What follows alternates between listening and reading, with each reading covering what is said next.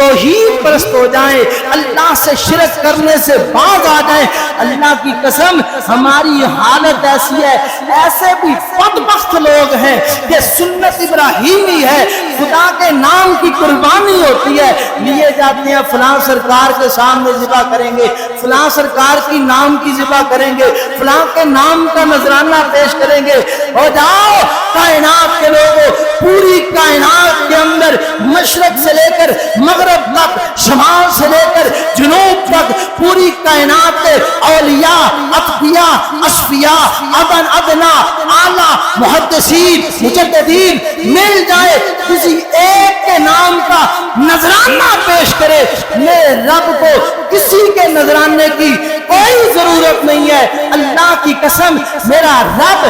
اپنے نام کا قربان کیا قبول کرتا ہے، کسی کے نام کا قربان کیا قطعاً بھی قبول نہیں کرتا۔ جناب ابراہیم کا توحید کا عقیدہ دیکھنا، جناب ابراہیم کو پھینکنے لگے آگ کے اندر، ادھر فرشتہ آ گیا ہے، فرشتہ آ گیا ہے۔ اللہ اللہ، تیری آزمائش کے وقت تیرے علاقے کا گندا پلید بندہ ہی آ جائے، تو اپنی آزمائش میں ناکام ہو جاتا ہے۔ تیری آزمائش کے وقت کوئی 4 دن کا نمازی آ جائے تو اس کے پیچھے چل جاتا ہے، لمبی داڑھی اور بڑی پگڑی والا آ جائے تو اس کے پیچھے اپنے رب کو بلا دیتا ہے۔ یہ دیکھ جناب ابراہیم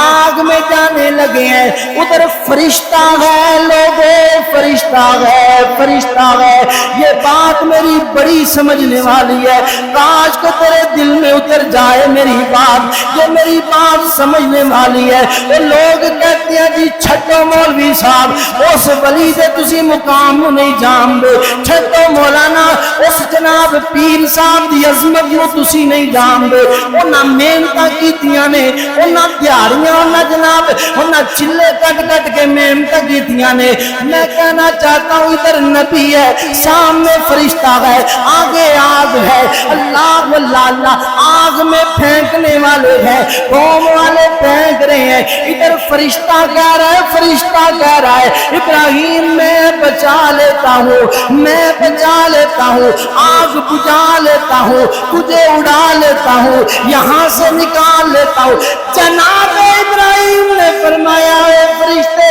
پیچھے ہٹ جا، میں نے تجھے نہیں مانا، میں نے اللہ کو مانا گئے، میں نے تجھے مانا ہوتا تیرے سے مدد مانگتا، میں نے رب کو مانا گئے، میرا پیغام ہے حسبنا اللہ